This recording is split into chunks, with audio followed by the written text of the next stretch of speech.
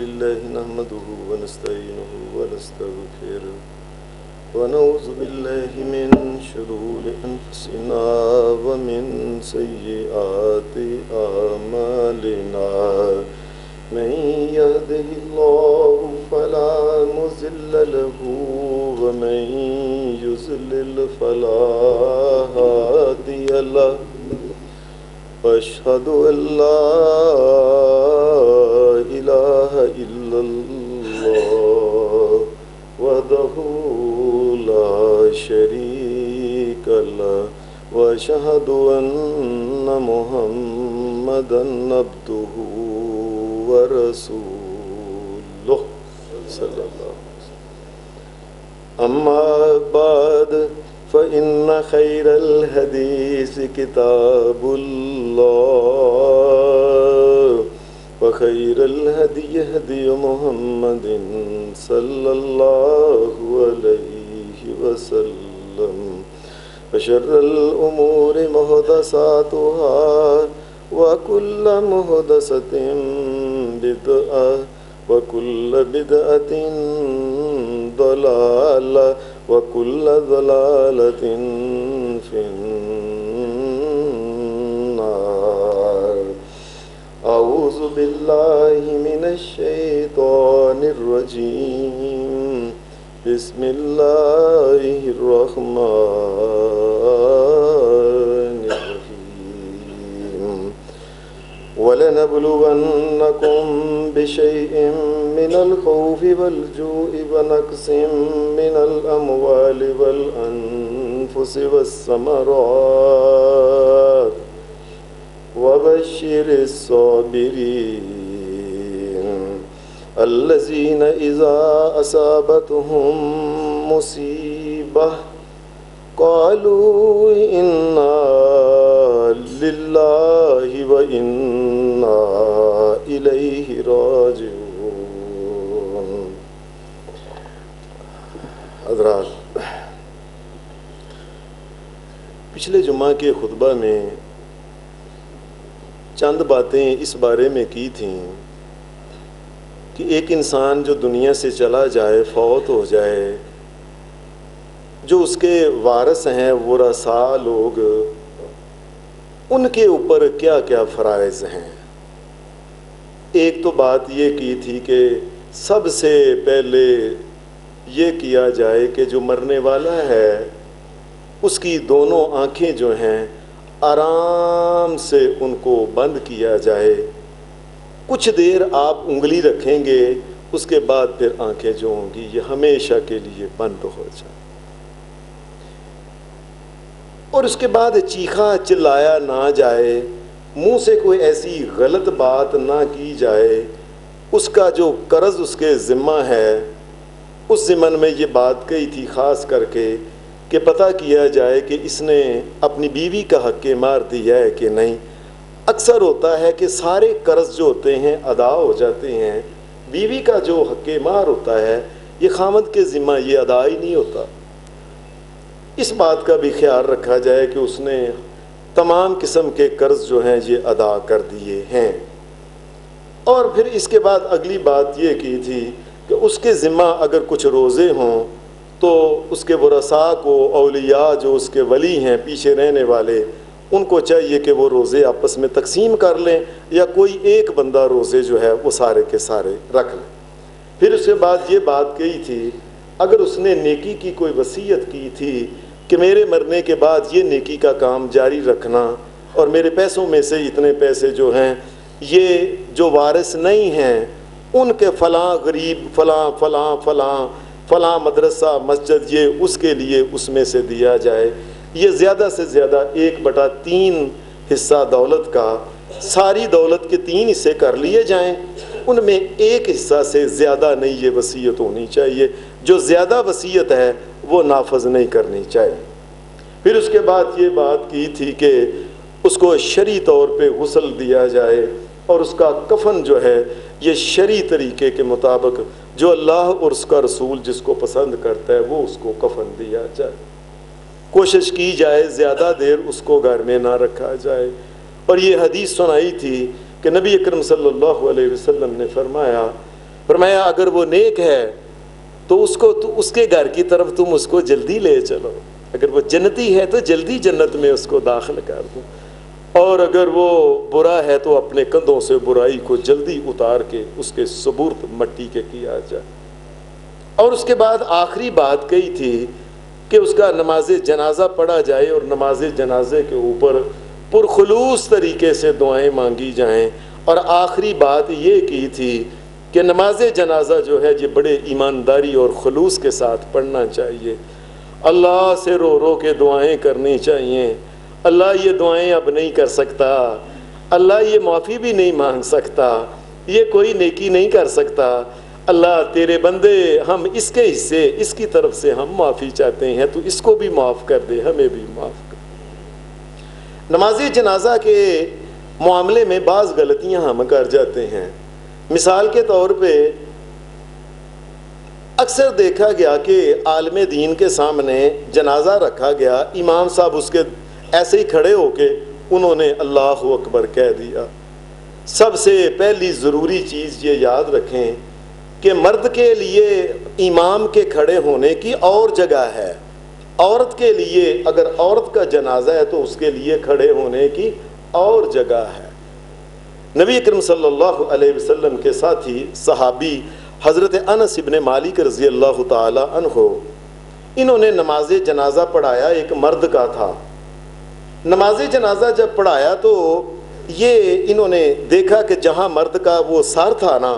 یہ سر کے بالکل قریب، یہ سر کے پاس سارے وجود کو چھوڑ کے یہ سر کے پاس کھڑے ہو کے انہوں نے نماز جنازہ پڑھایا۔ بعد میں کسی نے پوچھا، اے اللہ کے رسول کے صحابی، آپ اس کے سر کے پاس کھڑے ہوئے ہیں، یہ کیا طریقہ ہے؟ کیا کائنات کے امام محمد الرسول اللہ صلی اللہ علیہ وسلم سر کے قریب کھڑے ہوا کرتے تھے؟ حضرت انس ابن مالک رضی اللہ تعالی عنہ کہتے ہیں کہ نبی اکرم صلی اللہ علیہ وسلم کی یہ سنت ہے،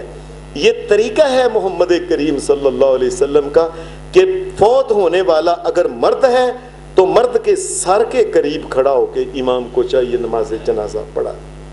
اور یہ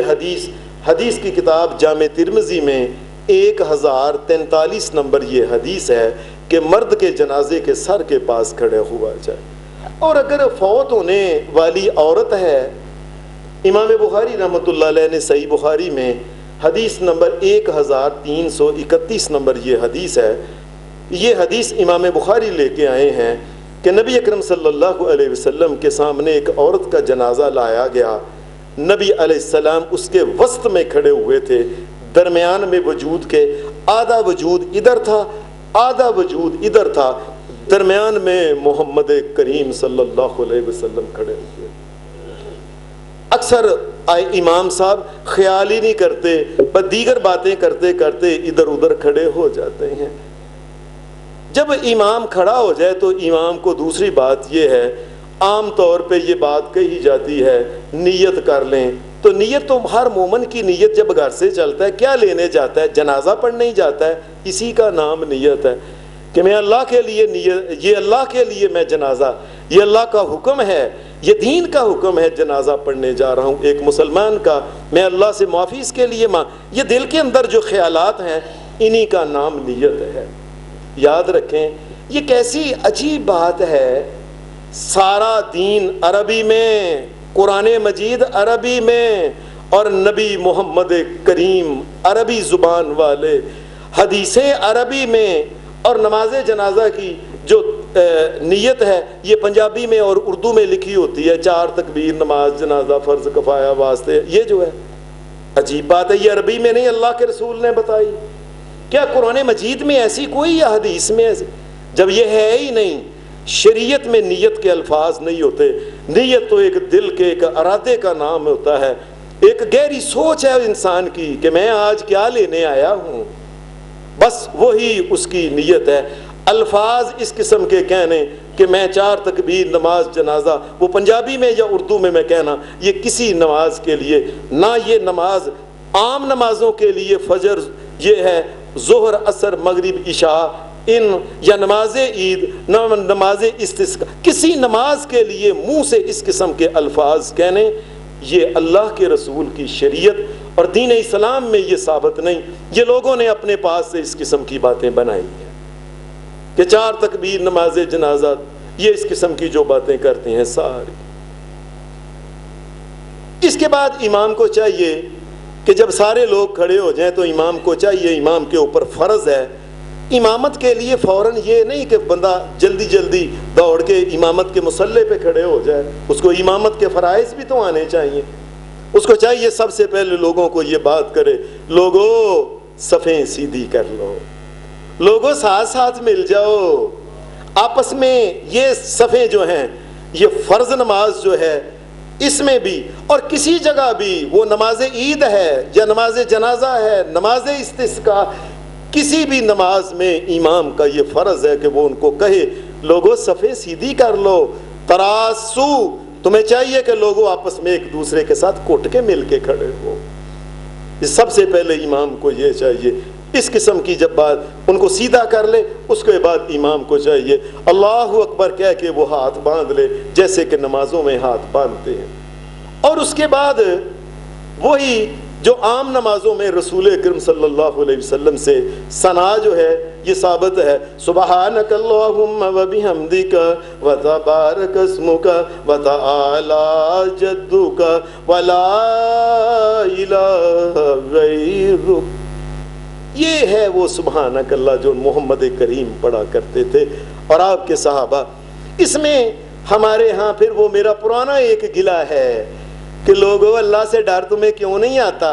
دین کے اندر کوئی نہ کوئی نیا لفظ ڈالتے رہتے ہیں. اس میں بھی لوگوں نے سبحانک اللہم وبحمدک وتبارک اسمک وتعالی جدک وجل ثناؤک،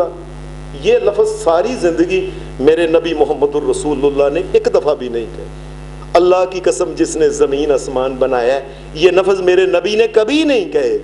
یہ دیکھیں کتنی ڈٹائی کے ساتھ وہاں لوگوں نے لکھ دیے ہیں کہ سبحانک اللہ نماز جنازہ کی یہ ہے. اللہ یہ ثابت ہی نہیں. عام سبحانک اللہ جو ہے یہ پڑھے اور اس کے بعد اس کو چاہیے امام کو. حدیث میں امام بخاری رحمۃ اللہ علیہ نے صحیح بخاری میں یہ حدیث ہے اور سنن نسائی میں یہ حدیث ہے. صحیح بخاری میں یہ حدیث جو میں آپ کے سامنے پڑھنے لگا ہوں یہ حدیث ہے 1335 نمبر حدیث، اور سنن نسائی میں 1978 نمبر اس حدیث کا نمبر ہے کہ حضرت عبداللہ ابن عباس رضی اللہ تعالی عنہ جو تھے، یہ نبی اکرم صلی اللہ علیہ وسلم کے چچا حضرت عباس کے بیٹے عبداللہ، نبی علیہ السلام ان کے لیے بڑی دعائیں کی تھیں اللہ ان کو دین کی سمجھ دے دے، اس کو دین کا بہت بڑا سمجھدار انسان امام اس کو بنا دے، عالم اس کو بنا دے. اللہ نے دعا قبول کی. بہت بڑے عالم اس دنیا میں، اس امت کے سب سے بڑے عالم دین جو علماء کے درمیان صحابہ میں گنے جاتے ہیں، چھوٹے صحابہ میں بچوں میں سب سے بڑا عالم دین حضرت عبداللہ بن عباس ہیں رضی اللہ تعالیٰ. یہ یاد رکھیں، یہ حضرت عبداللہ بن عباس نے انہوں نے نماز جنازہ پڑھائی. نماز جنازہ میں انہوں نے بسم اللہ الرحمن الرحیم الحمدللہ رب العالمین الرحمن الرحیم مالک یوم الدین ایاک نعبد و ایاک نستعین اہدنا الصراط المستقیم صراط الذین انعمت علیہم غیر المغضوب علیہم ولا الضالین آمین. نبی علیہ السلام کا حکم ہے اذا قال الامام، صحیح مسلم میں یہ حدیث ہے، اذا قال الامام غیر المغضوب علیہم ولا الضالین قولوا آمین. فرمایا جب امام غیر المغضوب علیہم ولا الضالین پڑھ لے، اے امت محمد، اے میرے صحابیوں، تم آمین کہا کرو. یہ جب انہوں نے یہ اونچی آواز میں یہ انہوں نے پڑھی، بعد میں سلام پھیر کے کہنے لگے لوگوں تم نے غور کیا ہے، یہ وہ لوگ تھے جو نبی علیہ الصلوۃ والسلام کے بعد کے جو تابعی تھے اور اس قسم کے دیگر جو لوگ تھے وہ لوگ تھے. خال خال کوئی صحابی کہنے لگے لوگوں، اور تمہیں پتہ ہے میں نے سورہ فاتحہ پڑھی ہے نماز جنازہ میں اور اونچی پڑھی ہے. میں نے کیوں بھلا پڑھی ہے؟ اس لیے امام بخاری کی صحیح بخاری کی ہے، فرمایا لتعلموا، لوگوں تم جان لو تمہیں علم ہو جانا چاہیے. انہا سنتن، یہی طریقہ ہے محمد الرسول اللہ کا نماز جنازہ پڑھانے کا، کہ اس میں سورہ فاتحہ پڑھی جائے. اللہ کی سب سے بڑی تعریف پورے قرآن مجید میں سورہ فاتحہ. ساری کائنات، زمین اور آسمان، فرشتے، یہ سارے کے سارے اگر مل جائیں اللہ کی تعریف کرنا چاہیں، اللہ کی قسم سورہ فاتحہ سے بہتر اللہ کی تعریف نہیں کر سکتے. اور یہی تو وجہ ہے اسے ہر نماز میں کہ وہ نماز فرض ہے، وہ نفل ہے، وہ کوئی ہے، وہ وتر ہے، وہ سنت ہے، وہ عید کی نماز ہے، وہ نماز جو بھی نماز ہے اس کے اندر فرمایا لوگو لتعلموا، تمہیں پتہ چل جائے، انہا سنتن، یہی طریقہ ہے محمد الرسول اللہ کا کہ اس میں سورہ فاتحہ پڑھی جائے. اور ایک دوسری حدیث جو سنن نسائی میں نے آپ کو کہا 1978 نمبر حدیث سنن نسائی میں یہ حدیث ہے، اس کے الفاظ ہیں لتعلموا، تاکہ لوگوں تمہیں علم ہو جائے، انہا سنتن وحقن، لوگوں تمہیں پتہ چل جائے کہ سنت طریقہ اور وہ جو حق اور سچ کا طریقہ نماز جنازہ پڑھانے کا، وہ یہی طریقہ ہے کہ اس میں سورہ فاتحہ کو ضرور پڑھا جائے. ورنہ اور کوئی طریقہ اگر سورہ فاتحہ نہ پڑھی جائے تو وہ ناحق طریقہ ہے، اور وہ طریقہ محمد الرسول اللہ کی سنت کا طریقہ نہیں. اس کے بعد امام کو چاہیے وہ کوئی صورت جو آتی ہے، کوئی قرات قرآن مجید کی جو ہے کوئی سے وہ کر لے، چھوٹی صورت پڑھ لے یا بڑی، جہاں سے بھی قرآن مجید ہے وہ اس کو پڑھ لے. اس کے بعد اس کو اللہ اکبر کہہ کے ہاتھ اٹھا کے باندھ کے اس کو چاہیے کہ دوسری کے بعد پھر وہ کائنات کے امام محمد کریم صلی اللہ علیہ وسلم کی ذات پاک کے اوپر وہ درود شریف پڑھے. اور وہ درود جس کو محمد الرسول اللہ نے خود پسند کیا اور خود بتایا امت کو. جب لوگوں نے سوال کیا کیف نصلی علیک یا رسول اللہ صلی اللہ علیہ وسلم، اے اللہ کے رسول اگر کبھی درود پڑھنا ہو آپ کے اوپر کون سا درود پڑھیں؟ اللہ کے رسول آپ کے لیے آپ کے اوپر پڑھنا ہے، آپ اپنی پسند بتاؤ درود کون سا ہونا چاہیے. فرمایا اچھا میرے اوپر اگر درود پڑھنا ہے تو وہ یہی درود ہے، اللہم صلی علی محمد وعلی آل محمد کما صلیت علی ابراہیم وعلی آل ابراہیم انک حمید مجید، اللہم بارک علی محمد وعلی آل محمد کما بارکت علی ابراہیم وعلی آل ابراہیم انک حمید مجید. یہ وہ درود ہے جو رسول اللہ نے خود فرمایا میں میرے اوپر پڑھنا ہے تو اس طریقے سے پڑھو. لوگوں پھر وہی گلا پرانا میرا کہ لوگوں نے ہر جگہ کوئی نہ کوئی، جسے پنجابی زبان میں کہتے ہیں نا لچ تال لیتے ہیں، ہر جگہ کوئی نہ کوئی. اس جگہ بھی انہوں نے اپنے پاس سے ایک نیا درود بنا کے اللہم صلی علی محمد وعلی آل محمد کما صلیت وسلمت وبارکت وترحمت ورحمت، یہ اس قسم کے الفاظ جوڑ کے اپنے پاس ایک جعلی درود بنا دیا جس کا نام اللہ کی کتاب میں. لوگوں اللہ کی قسم اگر اللہ کے نبی محمد الرسول اللہ نے یہ پڑھا ہوتا ہم اس کو پڑھتے، ہم اس منبر کے اوپر اعلان کرتے لوگوں اس کو پڑھا کرو. لیکن کیا کریں، ایک وہ الفاظ ہیں جو اس منہ سے نکلے ہیں جو منہ محمد الرسول اللہ کا ہے، ایک وہ الفاظ ہیں ایک لوگوں کی دنیا کے لوگوں نے اپنے پاس سے بنائے. میں دونوں کو برابر کہہ لوں کہ کبھی وہ پڑھ لو کبھی وہ. وہی درود ہے جس کو محمد الرسول اللہ صلی اللہ علیہ وسلم درود شریف کہتے ہیں. اس کے بعد شریعت کہتی ہے اللہ اکبر کہہ کے پھر وہ ہاتھ اٹھا کے جب باندھ کے اس کو چاہیے کہ وہ نماز جنازہ کی دعائیں پڑھے جو اس کی مرضی ہے، چاہے 1 پڑھ لے، 2 پڑھ لے، 3 پڑھ لے، 4 پڑھ لے، 5 پڑھ لے، وہی نماز جنازہ کی دعائیں. یا اس کے علاوہ قرآن و سنت میں کسی اور جگہ بھی کوئی دعائیں ایسی آتی ہیں مرنے والے کے لیے تو وہ دعائیں جو ہیں وہ اس میں پڑھ سکتا ہے. نماز جنازہ میں جب یہ ساری دعائیں پڑھ لے اس کے بعد پھر اس کو چاہیے اللہ اکبر کہہ کے ہاتھ اٹھا کے جب باندھ لے. اب اس 4 تکبیریں ہو گئی ہیں، یہ بات دھیان سے سمجھ لیں، سب لوگ سمجھ لیں. نبی اکرم صلی اللہ علیہ وسلم نے اپنی زندگی میں کئی دفعہ نماز جنازہ کی 4 تکبیریں کہی ہیں، کئی دفعہ صحیح مسلم میں آتا ہے 5 تکبیریں کہی ہیں، کئی دفعہ آتا ہے نبی علیہ السلام نے 6 تکبیریں کہی ہیں، کئی حدیث میں آتا ہے 7 تکبیریں کہی ہیں، بعض حدیثوں میں آتا ہے 8 تکبیریں کہی ہیں، اور بعض میں آتا ہے کہ حضرت حمزہ رضی اللہ تعالیٰ عنہ اور اس قسم کے دیگر بڑے بڑے جو لوگ تھے، شہداء کی تو آپ نے نماز جنازہ نہیں پڑھی، لیکن دیگر لوگوں کی جب آپ نے نماز جنازہ پڑھی آپ نے 9 تکبیریں بھی کہی۔ آپ اللہ اکبر کہتے، ایک دعا پڑھ لیتے، پھر اللہ اکبر کہتے، پھر دعا پڑھ لیتے، پھر اللہ۔ اس لیے اگر کوئی ایسا کرتا ہے تو یہ خلاف شریعت نہیں ہے، لیکن اکثر جو ثابت ہے، عام طور پہ اکثر نبی علیہ السلام 4 ہی تکبیریں کہتے، تو چونکہ نبی علیہ السلام اکثر 4 کہتے تھے، اور حضرت عمر فاروق رضی اللہ تعالی عنہ نے بھی دیکھا کہ لوگ کو 4 کو 5 کو 6 کو 7، فرمایا لوگوں ایک بات پہ سارے جمع ہو جاؤ، کوئی کر لو جو بھی کر۔ نبی علیہ السلام کی ایک بات پہ جو چاہے 5 کرنی ہے 5، 4 کرنی ہے 4، 6 جو ایک بات پہ سب نے کہا کہ چلو پھر ٹھیک ہے، 4 ہی آئندہ سب سے کہیں سب ہی کہیں گے متفق طور پہ، لہٰذا امت میں یہ 4 تکبیریں آ رہی۔ چوتھی تکبیر ہونے کے بعد پھر وہی سلام کا طریقہ ہے، السلام علیکم ورحمۃ اللہ، ہاتھ نہیں اٹھانا، ابھی نہ ہاتھ جو ہے اب سلام پھیرنا ہے، آپ نے ہاتھ چھوڑنا نہیں، ہاتھ باندھے، ابھی آپ نماز سے فارغ نہیں ہوئے۔ یہ طریقہ ایک ہاتھ چھوڑ دینا یا دوسرا چھوڑ دینا یا دونوں چھوڑ دینا، یہ بالکل غیر شرعی ہے اور یہ رسول اللہ سے ثابت نہیں ہے۔ اس کو چاہیے وہ ابھی نماز کے اندر ہے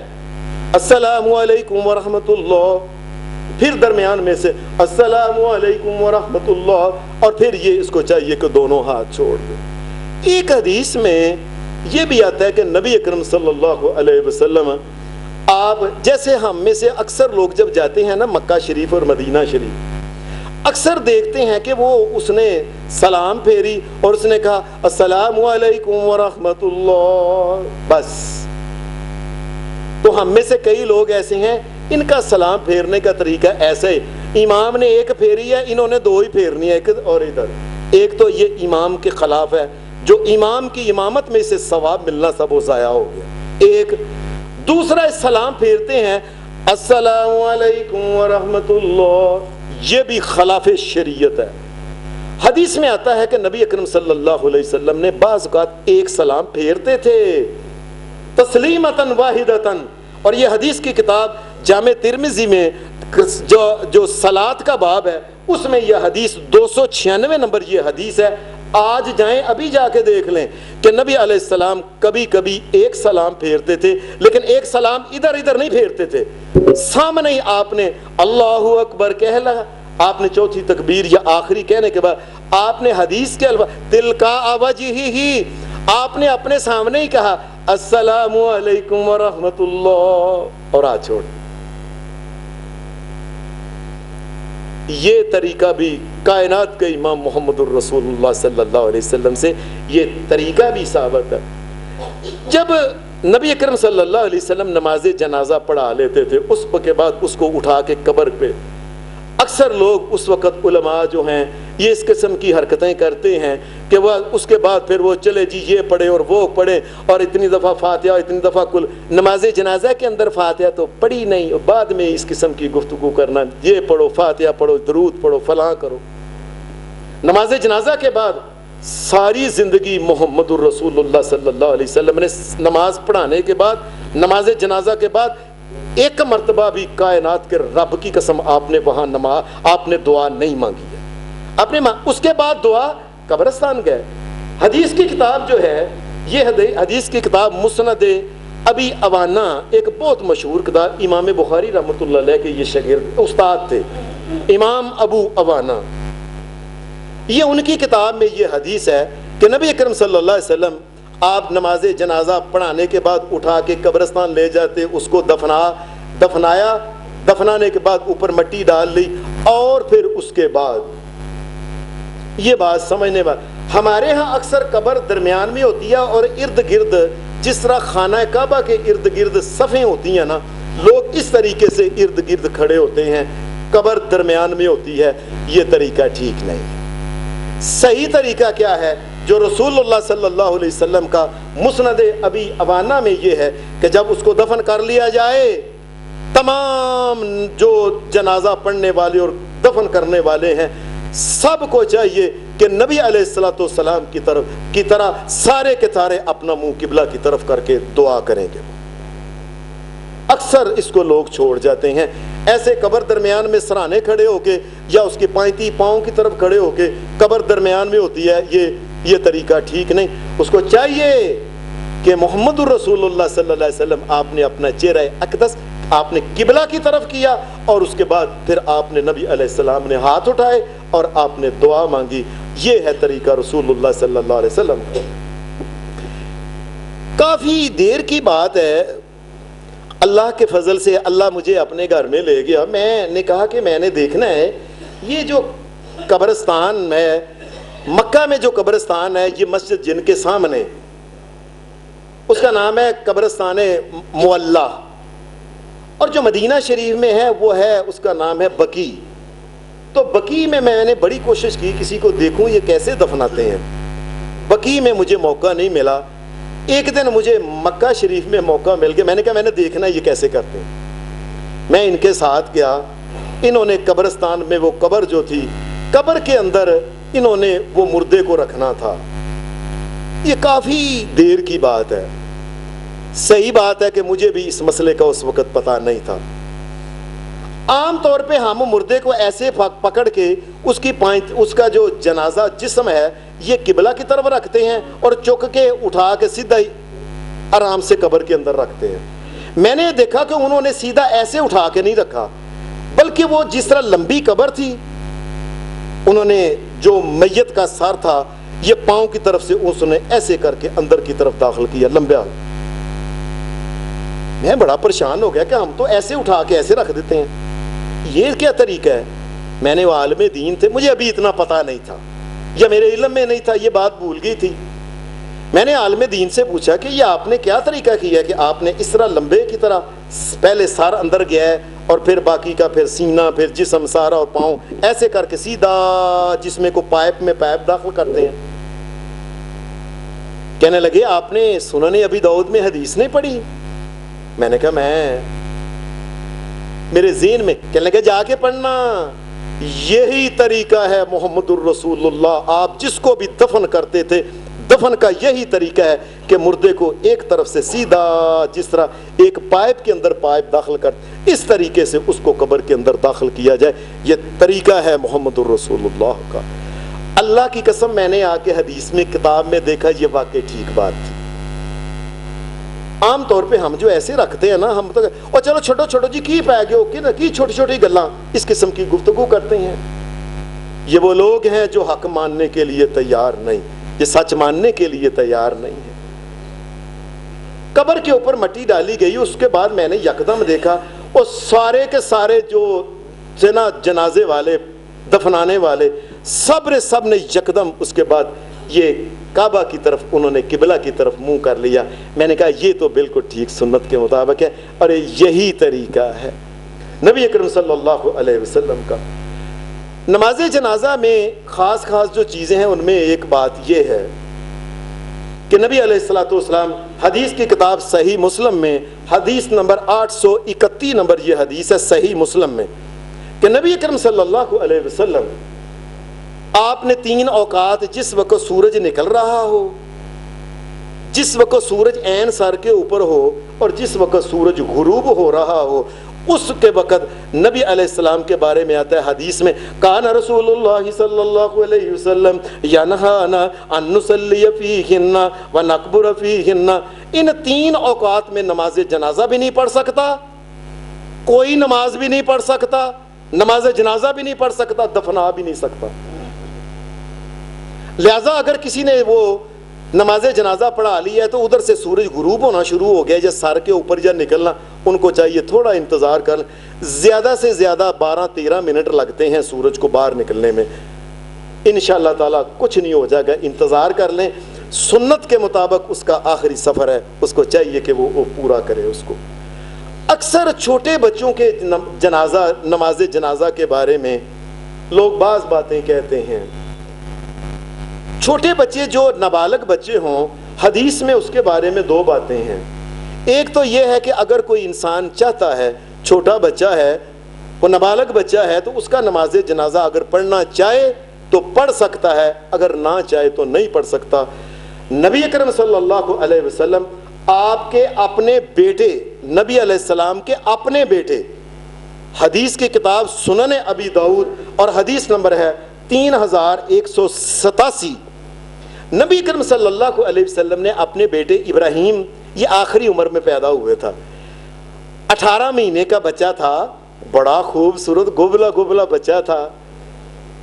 بڑا ہی خوبصورت بچہ تھا، اور نبی علیہ السلام بڑا پیار کرتے تھے، اس کو پکڑتے اٹھاتے اور اس کو اپنے وجود کے ساتھ اس کو ملتے تھے، جس طرح لگاتے تھے، آپ اس کو کھلاتے اٹھاتے تھے، آپ کے جولی کے اندر ہی فوت ہو گیا۔ نبی علیہ السلام نے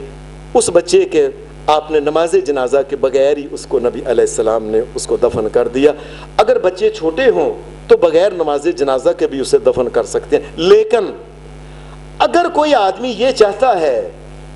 کہ نماز جنازہ پڑھنا ہے تو حدیث کی کتاب، یہ بھی سنن ابی داؤد میں یہ واقعہ ہے کہ نبی اکرم صلی اللہ علیہ وسلم کی حدیث نمبر ہے سنن ابی داؤد میں 3170 نمبر، یہ حدیث ہے، آپ نے فرمایا وَالطِّفْلُ يُصَلَّى عَلَيْهِ وَيُدْعَى لِوَالِدَيْهِ بِالْمَغْفِرَةِ وَالرَّحْمَةِ، فرمایا اگر بچے کی نماز جنازہ تم پڑھنا چاہو تو پڑھ سکتے ہو، اور اس میں دیگر دعائیں جو کرنی ہیں ان میں ایک یہ دعا بھی ضرور کرنا، اللہ اس کے ماں باپ کو معاف کر دے، ان کے اوپر رحم کر دے۔ ایک حدیث میں، یہی حدیث سنن ابی داؤد میں، سنن ابی داؤد میں یہ بات رکھیں 3170 نمبر، نبی علیہ السلام نے فرمایا وَالسِّقْطُ يُصَلَّى عَلَيْهِ، فرمایا اگر وہ بچہ، جس بچے کے جو ماں کے پیٹ میں اور اس میں جان آ گئی ہے، ہر انسان جب ماں کے پیٹ میں ہوتا ہے تو 4 مہینے کے بعد 120 دنوں کے بعد اس میں جان ڈال دی جاتی ہے۔ اگر بچہ اس عمر میں آ گیا ہے 120 دن کا یا اس 21 دن کا یا 3 مہینے کا، اس سے زیادہ ہو گیا ہے 120 دن، 120 دن کتنے مہینے ہوتے ہیں؟ 4 مہینے، 4 مہینے کا اگر کوئی بچہ اپنی ماں کے پیٹ میں ہو گیا ہے اور اس کے بعد کوئی بیماری یا تکلیف یا کسی وجہ سے وہ بچے کا ایسا ہو گیا کہ وہ بچہ گر گیا ہے، بچہ ساقط ہو گیا، ابورشن ہو گیا، 4 مہینے کے بعد، نبی علیہ السلام کی حدیث سنن ابی داؤد میں ہے کہ وہ ماں کے پیٹ میں مر گیا ہے، فرمایا وَالسِّقْطُ يُصَلَّى عَلَيْهِ وَيُدْعَى لِوَالِدَيْهِ بِالْمَغْفِرَةِ وَالرَّحْمَةِ، فرمایا وہ بچہ جس میں جان آ گئی اگر وہ مر گیا اور دنیا میں اس کو تمہارے ہاتھ میں اب آ گیا، فرمایا اس کا نماز جنازہ اگر پڑھنا چاہو تو پڑھ سکتے ہو۔ یہ بات سن لیں، اس کا بھی اگر نماز جنازہ پڑھنا چاہو تو پڑھ سکتے ہو۔ فرمایا جب اس کا نماز جنازہ پڑھنا تو دعاؤں میں یہ دعا بھی ضرور کرنا، اللہ اس کے ماں باپ کو معاف کر دے، اس کے ماں باپ کے اوپر رحمتیں کر دے۔ یہ اس بچے کے لیے جو بچہ اپنی ماں کے پیٹ سے گر جائے۔ اگر کوئی انسان فوت ہو جائے تو اس کی قبر گھروں کے اندر بنانا نبی اکرم صلی اللہ علیہ وسلم نے اس سے منع کر دیا ہے، اور حدیث کی کتاب صحیح مسلم میں 780 نمبر یہ حدیث ہے کہ نبی اکرم صلی اللہ علیہ وسلم آپ نے یہ بات، لا تجعلوا بیوتکم مقابر، لوگوں اپنے گھروں میں قبریں نہ بنایا کرو۔ یہ تقریباً میں اس وقت 14ویں کلاس میں پڑھتا تھا، تو ہماری تایا زاد بہن وہ وہاں تھی ملتان میں، میں اس کے پاس گیا ملتان کے، میں نے گلی محلوں میں ایک عجیب بات دیکھی، تقریباً ہر گلی میں لوگوں نے اپنے دادے کی قبر اندر ہی بنائی ہوئی ہے، باپ کی قبر اندر ہی ہے، جو بچہ اگر بڑا خوبصورت یا بچی تھی اس قبر گھروں کے اندر ہی قبریں بنائی ہوئی ہیں، اور کئیوں نے تو یہ کیا ہوا ہے کہ میں اس کے جا کے کیوں اس کی قبر کے اوپر سلام کروں، میرا دادا بھی کو کام تھا، اس کی قبر یہاں بنا کے اس کی تصویر بنائی اور اس کے اوپر ہار لگا کے اپنے دادے کی قبر کو وہیں چوم رہا ہے۔ لوگوں نے گھروں کے اندر قبریں بنا لی ہیں، یہ منع ہے، اس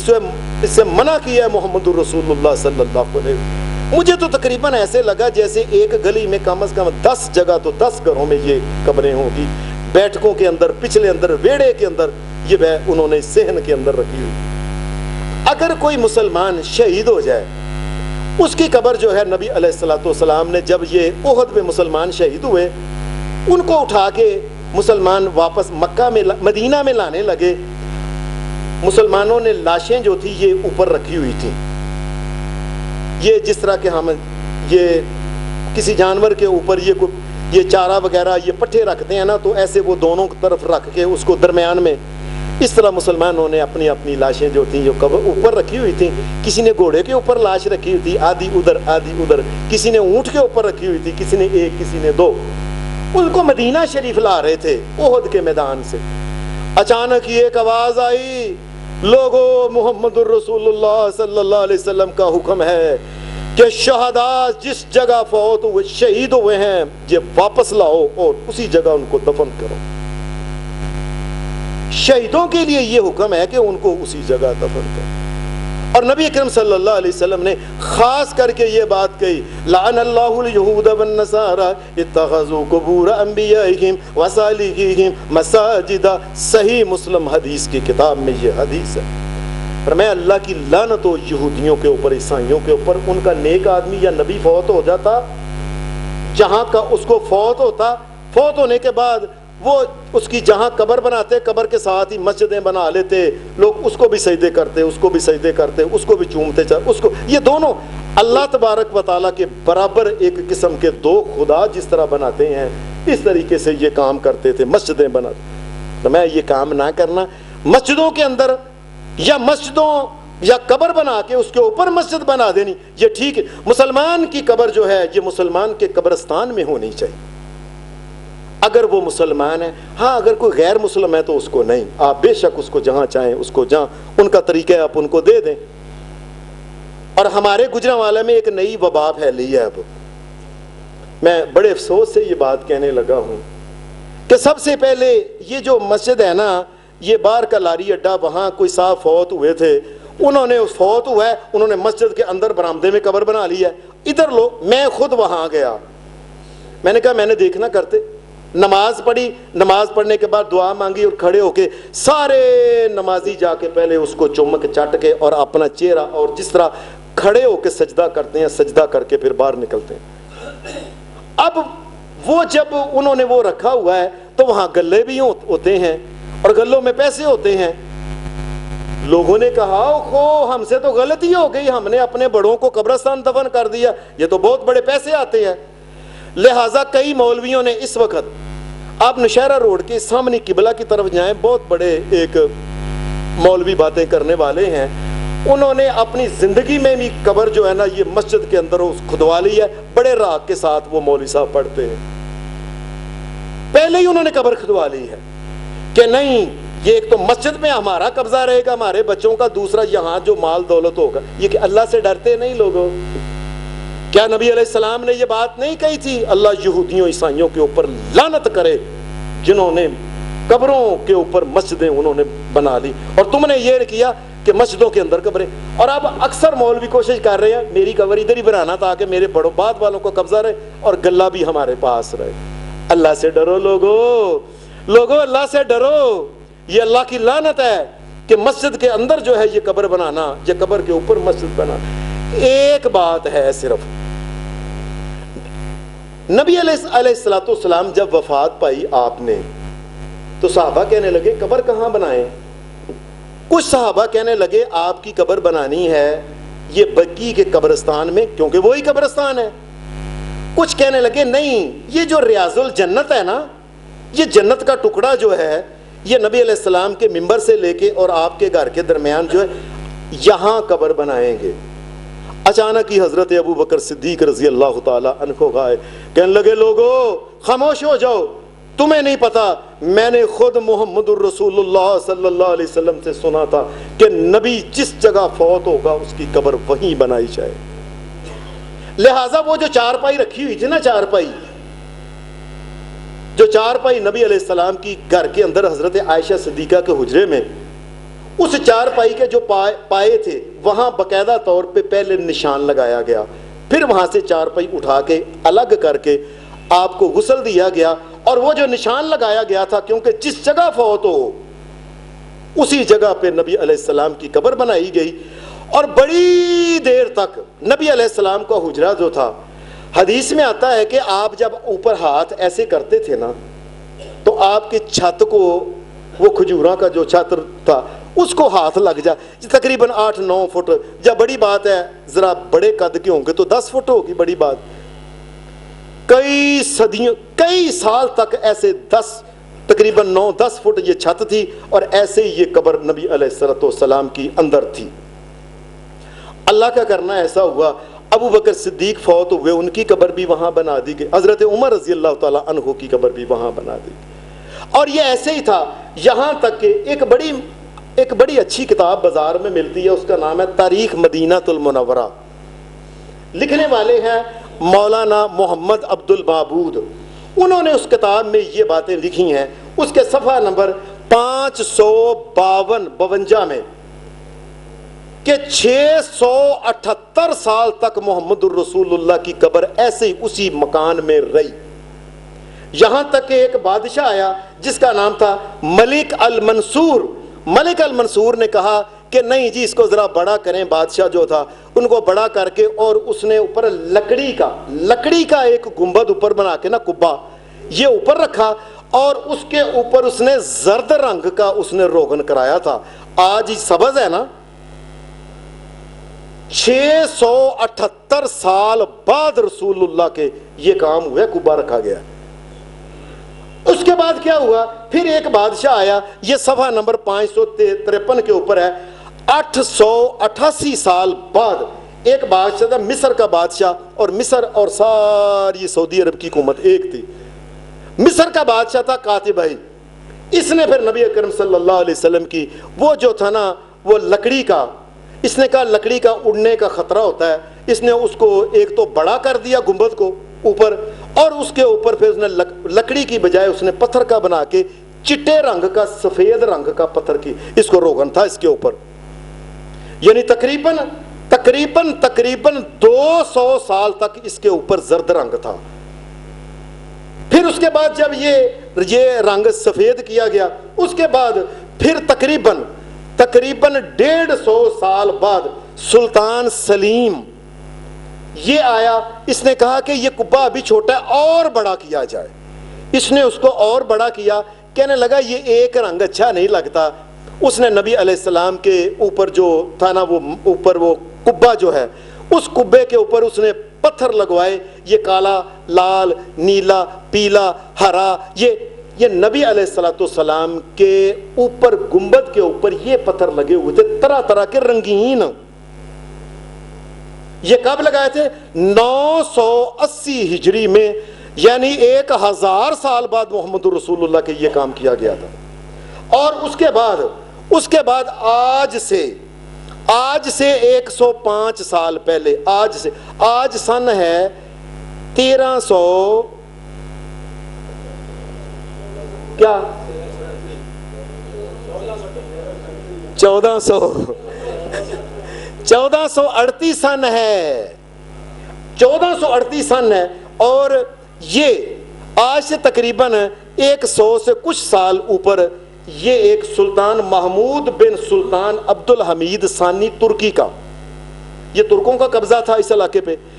اس نے پھر اس کے اوپر کہا کہ یہ رنگ برنگے چنگے نہیں لگتے، اس نے وہ سارے پتھر اکھیڑ کے ان کو سیدھا کر کے سبز رنگ اس کے اوپر کر دیا۔ یہ سارے کے سارے جو قبے بنائے گئے ہیں، ان میں کوئی صحابی شامل نہیں، ان میں کوئی تابعی شامل نہیں، ان میں کوئی امام ابو حنیفہ شامل نہیں، امام مالک شامل نہیں، امام احمد بن حنبل شامل نہیں، امام شافعی شامل نہیں۔ اور اس قبے بنانے میں اس وجہ سے کہ کائنات کے امام محمد الرسول اللہ نے یہ بات کہی تھی، لوگوں یاد رکھو، نہا رسول اللہ صلی اللہ علیہ وسلم ان یجسس القبر، لوگوں قبروں کو پکانا بنایا کرو، وان یقعد علیہ، اور قبروں کے اوپر مجاور بن کے نہ بیٹھا کرو۔ آج تو کہتے ہیں یہ مجاور ہے فلاں کے،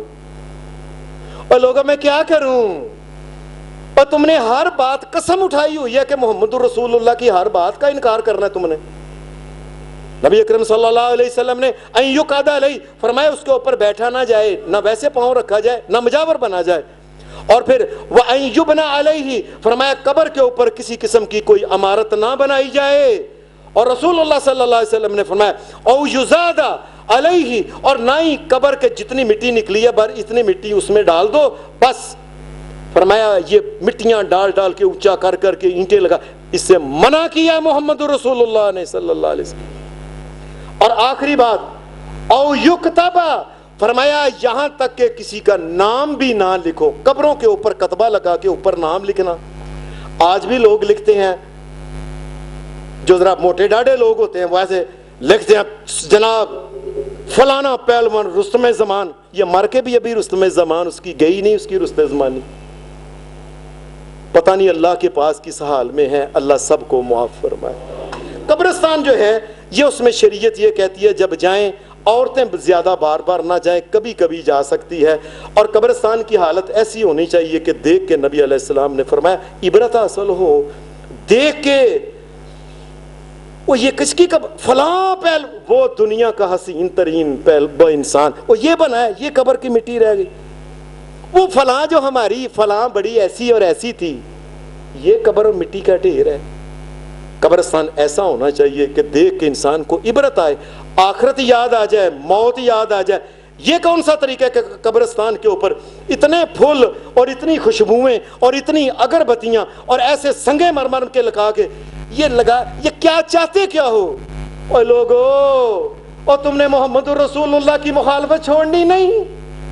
آپ نے جب یہ کہا تھا کہ اس کے اوپر کوئی عمارت نہ بنانا، اور تم کیوں نہیں چھوڑتے ان کی مخالفت؟ کیوں یہ بناتے ہو؟ کیوں سنگے مرمر لگاتے ہو، دیگر چیزیں لگا کے؟ قبرستان کی وہ جو حالت تھی کہ انسان کو دیکھ کے انسان کو، حدیث میں آتا ہے فَإِنَّهَا تُرِقُّ الْقَلْبَ فرمایا قبرستان کو دیکھ کے انسان کو کانپ جانا چاہیے. وہ اس اجاڑ میں آنا ہے یہ. اور خاص بات یہ ہے آخری، دفنانے کے بعد مردے کو اکثر دیکھا گیا ہے کہ لوگ 2 ٹانیاں لیتے ہیں قبرستان کے اوپر لگاتے ہیں. یاد رکھیں نبی علیہ السلام نے ساری زندگی آپ نے جتنے بھی جنازے پڑھائے ہیں، آپ نے جنازے کے بعد اس کے بعد قبرستان دفنانے کے بعد کبھی آپ نے ٹانی نہیں لگائی. آپ نے نہیں لگائی، آپ نے نہیں لگائی. ایک دن نبی علیہ السلام ایک قبر کے 2 قبروں کے پاس سے گزر رہے تھے تو وہاں اللہ نے آپ کو وحی کی اے نبی ان دونوں کو عذاب ہو رہا ہے. یہ ایک پیشاب کرتا ہے، چھینٹوں کا خیال نہیں کرتا، پردے کا خیال نہیں کرتا، اور ایک چغل باز ہے. ان دونوں کو نبی علیہ السلام نے ایک درخت کی ٹانی لے کے اس کو توڑ کے دونوں کی قبر کے اوپر رکھا. فرمایا جب تک مجھے اللہ سے امید ہے کہ جب تک یہ خشک نہیں ہوتی اتنی دیر تک اللہ ان کا عذاب کم کر دے گا. ان یخفف عنہما ان کا عذاب اللہ کم کر دے گا. تو جس کے بارے میں پکا پتہ چل جائے کہ 100% یہ جہنم میں جا رہا ہے اور اس کو جہنم کی سزا مل گئی ہے، مل رہی ہے، اس کی قبر کے اوپر ٹانیاں لگائیں ورنہ نہ لگائیں. اگر ہمارے مولویوں کو پتہ چل جاتا ہے کہ یہ بندے کو دفنایا یہ گیا ہی سیدھا جہنم میں، تو مولوی کو چاہیے کہ ٹانی لگائے ورنہ ٹانی نہ لگائے، اس لیے کہ نبی علیہ السلام نے ساری زندگی یہ کام نہیں کیا. سبحان ربک رب العزت عما یصفون وسلام علی المرسلین والحمد للہ رب العالمین.